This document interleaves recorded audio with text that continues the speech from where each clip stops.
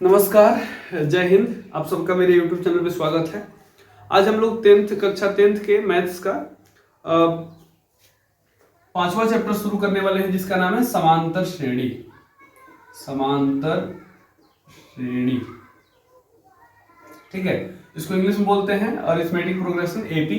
पहले हम लोग समझेंगे श्रेणी क्या है। श्रेणी क्या है, सीरीज क्या है, प्रोग्रेशन क्या है। तो सबसे पहले थोड़ा सा आप कॉपी निकालेंगे और लिखेंगे श्रेणी क्या है, सीरीज क्या है। लिखिए,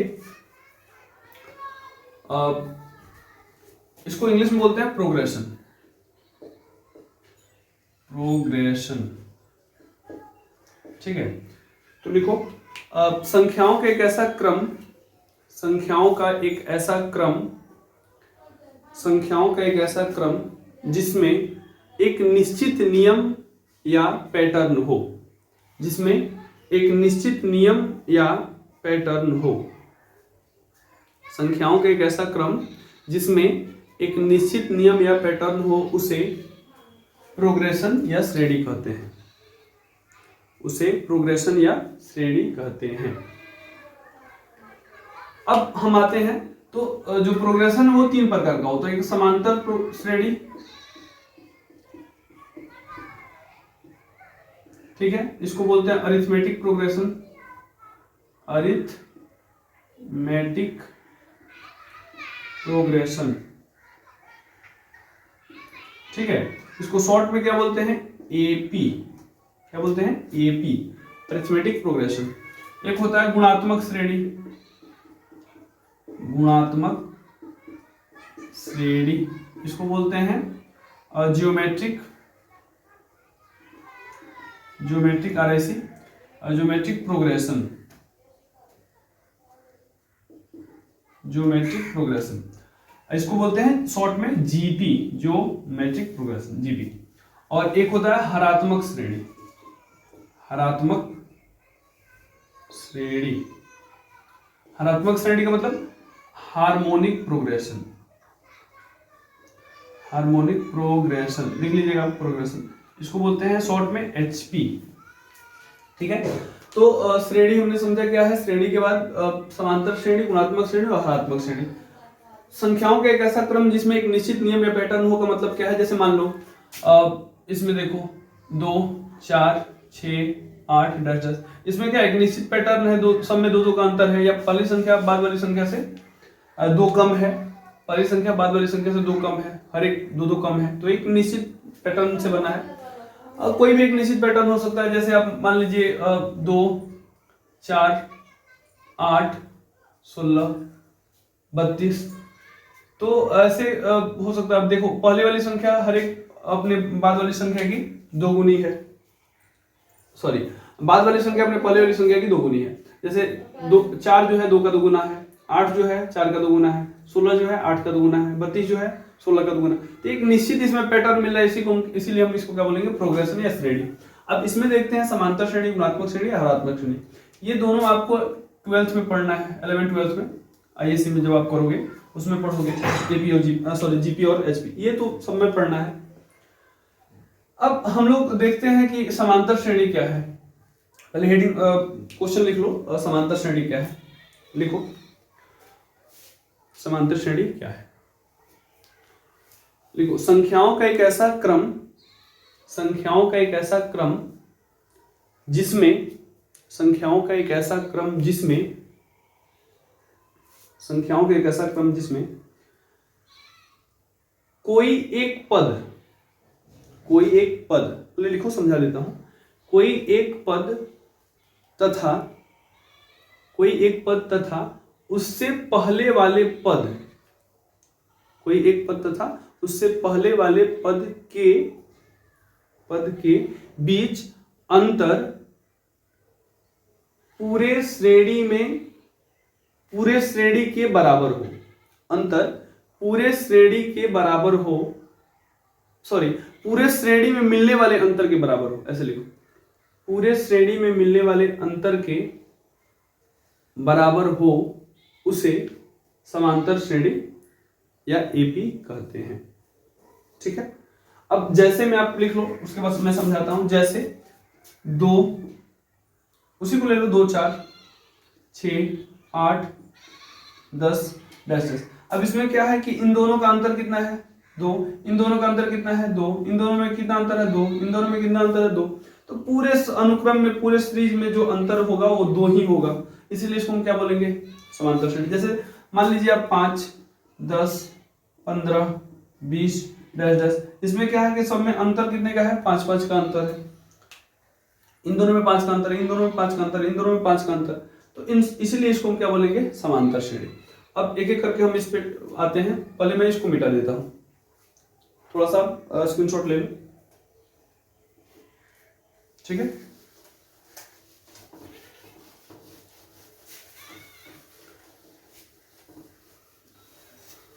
चलो अब हम बात करते हैं समांतर श्रेणी में। अब मान लो कि ऐसा कोई संख्या है, जैसे 2 ही ले लेते हैं, 2 4 6 8 10 10 10। ये अब हमको पता लगाना है कि सबसे पहले, अब देखो इसमें इसको बोलते हैं पहला पद, क्या बोलते हैं, पहला पद, इसको दूसरा पद, इसको तीसरा पद, इसको चौथा पद, ऐसे ही पांचवा पद, छठा पद, अब सोन ऐसे ही। तो first term, second term, third term ऐसे आता जाता है। पहले वाले पद को हम सूचित करते हैं A1 से, किसी किसी बुक में आप समझोगे T1 से भी सूचित करते हैं, टर्म 1।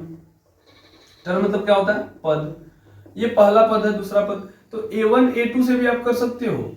और कहीं अगर T1 T2 भी लिखा है तो घबराने की जरूरत नहीं है, ये उसी को T1 T2 T3 T4, ठीक है, A4 A5 T5, ये पांचवा पद। अगर कहीं लिखा है मान लो कि A100, इसका मतलब क्या है, 100वां पद, जो 100वां टर्म है, 100वां पद।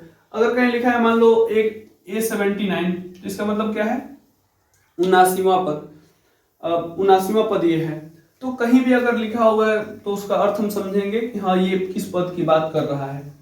तो सबसे पहले अगर आप देखो यहाँ पे, तो पहला पद, दूसरा पद, तीसरा पद यहाँ पे दिया हुआ है।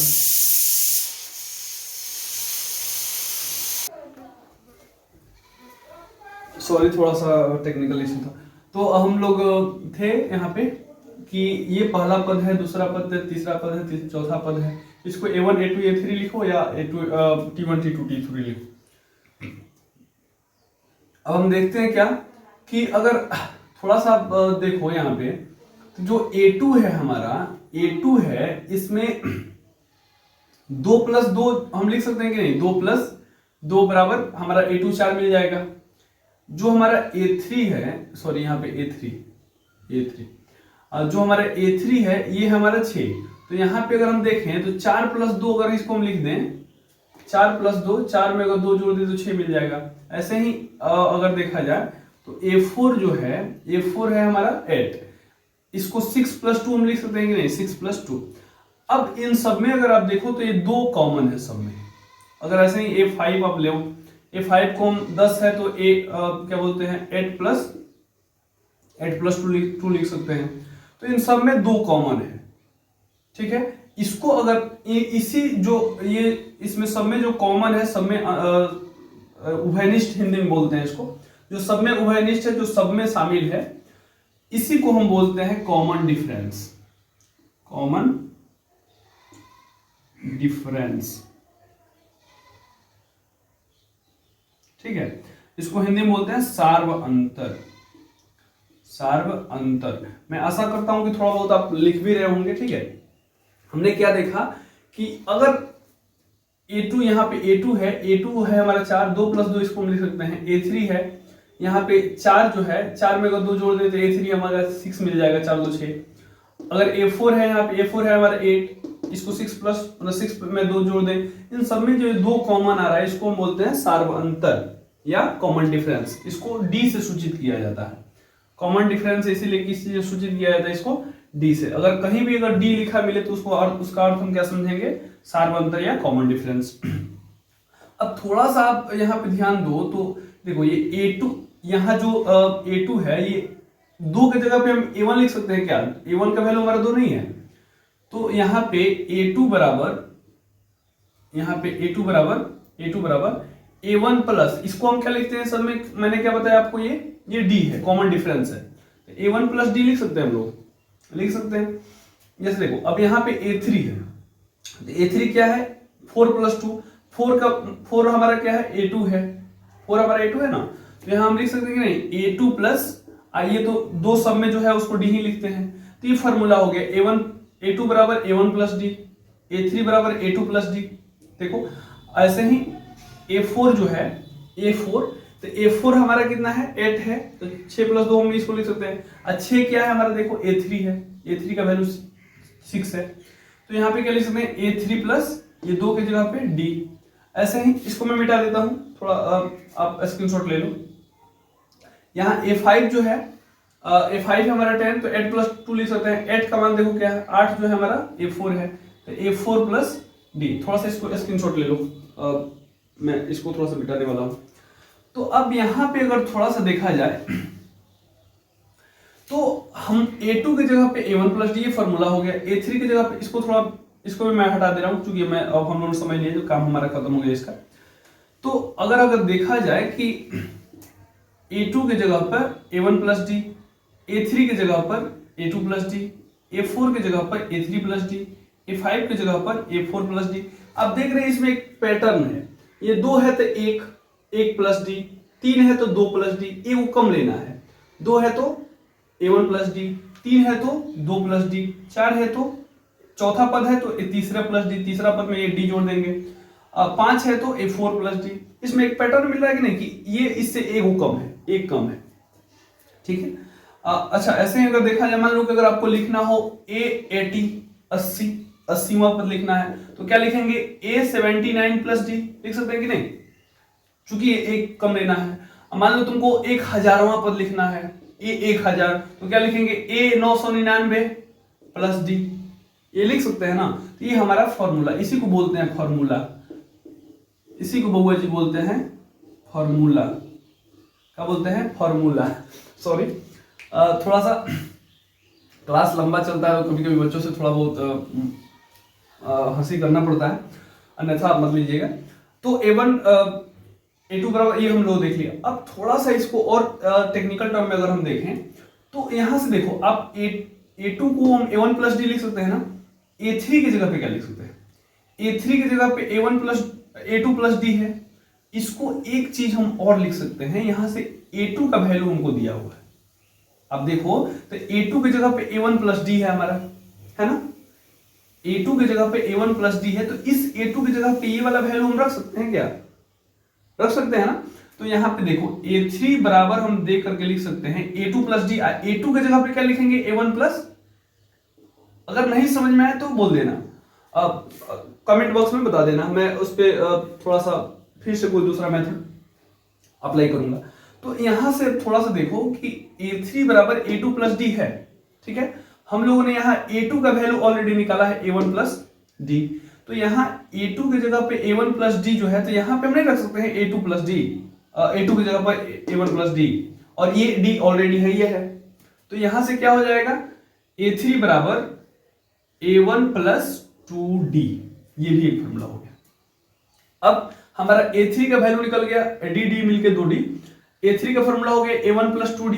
अब फिर इसमें रख सकते हैं A3 की जगह पर, यहाँ A4 है, A4 इज इक्वल टू क्या है A3 प्लस D, A3 का फॉर्मूला हम यहां से रख देंगे, A3 की जगह पे क्या रख सकते हैं A1 प्लस 2D, अब प्लस में ये D, ठीक है। अगर नहीं समझ में आए तो एक दो बार वीडियो रोक के देखो, समझ में आ जाएगा। अब बैक करके थोड़ा सा देख लेना। अब यहां से हम लिख सकते हैं A1 प्लस 2D और 1D 3D, ठीक है। यहां से अब देखो, अब A5 का वैल्यू हमको मिल गया A1 plus D, A1 plus 3D, sorry A4 का, यहां से A5 हम निकाल सकते हैं क्या, A5 बराबर A4 प्लस D है, A5 बराबर A4 प्लस D है। तो A4 का वैल्यू जो यहाँ पे हम लोग 4 है, तो A4 का वैल्यू A1 प्लस 3D है, तो इस वाले A4 की जगह पर हम ये वाला वैल्यू रख सकते हैं, A5 बराबर A1 plus A4 plus D है, तो A4 की जगह पे A1 प्लस 3D, अब प्लस में ये D है। तो अब यहां से अगर देखें तो A5 बराबर हमारा जो हो जाएगा A1 प्लस 3d आई को d 4d। ठीक है, अब इसमें भी एक पैटर्न है, थोड़ा सा आप देखें तो इसमें भी एक पैटर्न है। ये तो फॉर्मूला है, ये है, इसमें भी एक पैटर्न है कि A3 बराबर A1 प्लस 2d, 3 है तो 2d, A4 बराबर A1 प्लस 3d, 4 है तो 3d, A5 बराबर A1 प्लस 4d। समझ में आ रहा ना? तो ये हमारा ऐसे एक पैटर्न मिलेगा। थोड़ा सा आप स्क्रीनशॉट इसको ले लो, थोड़ा सा मैं इसको मिटा रहा हूं, अब एक नए सीरीज से हम लोग लिखेंगे इसको। ठीक है, तो यहां से इसको मिटा दिया जाए। वीडियो अगर नहीं समझ में आया तो थोड़ा सा बैक जाके देखिए, अब समझ में आ जाएगा एक दो बार। यहां पे A2 बराबर हम लिख दिए थे A1 प्लस D, A3 बराबर A1 प्लस 2D, वो भी फॉर्मूला हम लिखे थे जो A2 प्लस D, वो भी ठीक है, लेकिन अब थोड़ा सा लास्ट वाले को ले रहा है। A3 हो गया। A4 बराबर क्या हो गया A1 प्लस 3D, A5 बराबर क्या हो गया A1 प्लस 4D। अब देख रहे हैं कि 4 है तो 3D, 5 है तो 4D, ऐसे ही A6 होगा तो क्या होगा A1 प्लस 5D। आप ऐसे मतलब किसी भी पद का फॉर्मूला पूछे आप लिख सकते हैं। जैसे मान लो कि आपको पूछ रहा है कि 80वां पद क्या है, जैसे मान लो आप 96 मतलब 96वां पद क्या है, तो 96वां पद में क्या लिखना है, देखो 2 है तो 1D, 3 है तो 2D, 4 है तो 3D, 5 है तो 4D, ए वो कम लेना है। तो इसका दो फॉर्मूला है, ए 95 प्लस डी, या एक और जो ये वाला बताया हम, क्या होगा A1 प्लस 96 है ना, तो 95D, A प्लस 95D लिखो या A95 प्लस डी लिखो, दोनों फॉर्मूला सही है। ठीक है, तो A7 बराबर क्या हो जाएगा हमारा, A7 बराबर A1 प्लस 6D। ठीक है, तो ऐसे एक पैटर्न मिलेगा। अब ऐसे किसी भी चीज का फॉर्मूला, जैसे मान लो आप A1000 लिखना है, तो A1000 बराबर क्या लिखेंगे, A प्लस 999D, हो गया 999D, सिंपल सी बात है। उसमें से एक कम लेना है, इस किसी भी चीज का फॉर्मूला ऐसे निकल जाएगा। अब आप देखो, हम लोग जो अंतिम पद का फॉर्मूला होता है ना, ये पहला पद होता है, दूसरा पद, तीसरा पद, चौथा पद, ऐसे अनंत पद तक होता है। अब मान लेते हैं कोई पद होगा लास्ट, उसको बोलते हैं हम लोग ए एन टर्म। इसको क्या बोलते हैं, ए एन टर्म, मतलब हमको पता नहीं एन की जगह पे 5 है, 7 है, 10 है, कितना है, इसको बोलते हैं अंतिम टर्म, अंतिम पद, last term, LAST, last term. ठीक है, तो लास्ट टर्म होता है, इसको एन से सूचित करते हैं। ठीक है, अब अगर अंतिम पद का फॉर्मूला हमको निकालना होगा तो इसके लिए मैं एक और तरीका बताता हूं आपको। यहां पे इसको देखो, यहां पे A1 प्लस डी लाना है ना हमको, तो 2 माइनस 1 इंटू डी लिख सकते हैं क्या, ध्यान से देखो, यहां लाना है 1D, तो 2 में से एक जाएगा, एक में डी से गुणा करेंगे डी आ जाएगा। यहाँ A3 जो है A1 प्लस 2D लाना है ना, तो 3 माइनस 1 इंटू डी, 3 है तो 3 माइनस 1 इंटू डी, 3 में से एक जाएगा 2 में से डी को गुणा करेंगे हो जाएगा। 4 है तो 4 माइनस 1 इंटू डी, 3D लाना है ना हमको, 3D लाना है तो 4 में से घटा देंगे तो 3D आ जाएगा। 5 लाना है ना, अब sorry 4D, A5, A1 plus 4 लाना है तो 5 माइनस 1 इंटू डी, A6 है तो A1 plus 6 minus 1 into D, A7 है, ऐसे ही मतलब ओवरऑल जितना आप लिखना चाहें लिख सकते हैं। आप इसमें भी एक पैटर्न देख रहे हो कि अगर 6 है तो इससे वो कम है, यानी कि 6 है तो 6 माइनस 1 इंटू डी, 5 है तो 5 माइनस 1 इंटू डी, 4 है तो 4 माइनस 1 इंटू डी, 3 है तो 3 माइनस 1 इंटू डी, 2 है तो 2 माइनस 1 इंटू डी। अगर ऐसे ही सो ऑन अगर हमको लिखना है तो एनवा टर्म अगर हमको लिखना है, एनवा टर्म, यहाँ पे देखो 6 है तो यहाँ पे क्या है, एन है, तो 6 है तो 6 माइनस 1 इंटू डी, 5 है तो 5 माइनस 1 इंटू डी, 4 है तो 4 माइनस 1 इंटू डी, यहाँ पे n है तो क्या लिखेंगे, A1 plus n minus 1 into D. ये आपका फॉर्मूला हो गया an का। ठीक है, ये अंतिम पद का फॉर्मूला हो गया, पहला पद plus n minus 1 into D, जहां n क्या है, where n is equal to D, हम समझते हैं d क्या है, अंतिम पद, इसको थोड़ा सा उतार लीजिए, लिख लीजिए, अंतिम पद लास्ट टर्म, n क्या है हमारा, नंबर ऑफ टर्म यानी कि पदों की संख्या, पदों की संख्या। जब भी हमसे पूछे कि निकालिए तो हम क्या लिखेंगे, पदों की संख्या। A1 का मतलब क्या है, पहला पद फर्स्ट टर्म। और AN का मतलब क्या है, AN का मतलब है हमारा अंतिम टर्म, अंतिम पद। ठीक है, तो आशा करता हूं कि थ्योरेटिकल जो टर्म है वो सब समझ में आ गया होगा। अगले वाले वीडियो में हम लोग चर्चा करेंगे सार्वंतर कैसे निकालते हैं उसको, थोड़ा सा बस इतना, इसको एक बार आप रिवीजन कर जाओ। नेक्स्ट वीडियो में मिलेंगे। Thank you for watching. अगर हमारे चैनल पर नए हो तो सब्सक्राइब कर दो। पूरा मैथ्स हम लोग ऐसे ही पढ़ेंगे।